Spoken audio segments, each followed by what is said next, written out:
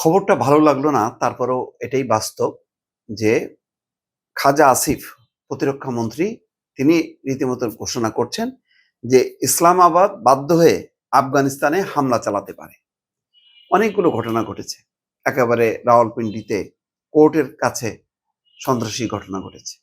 দিল্লিতে যে ঘটনা ঘটেছে সেটাও হয়তো ওই নিষিদ্ধ ঘোষিত যে টিটিপি, যেটি মানে পাকিস্তান তালেবান নামে যে সংগঠন, সেই সংগঠনকে ধ্বংস করার জন্য পাকিস্তান বারবার আফগানিস্তানকে বলেছে, কিন্তু আফগানিস্তান সরকার সেটা আমলে নিল না।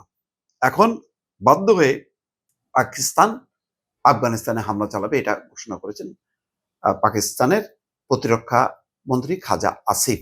দেখেন এইবার যেই দিল্লিতে যে ঘটনা ঘটলো, ভারত কিন্তু এখন চট করে পাকিস্তানকে দায়ী করলো না, কারণ তারা জানে যে পাকিস্তানও সন্ত্রাসবাদের বিরুদ্ধে লড়ছে এবং টিটিপি যে পাকিস্তান যে তালেবান গোষ্ঠীটা, যেটা এখন আশ্রয় নিয়ে আছে আহ, আফগানিস্তানের রাজধানী কাবুলে, তারা তো সেটাকে রক্ষা করে চলেছে।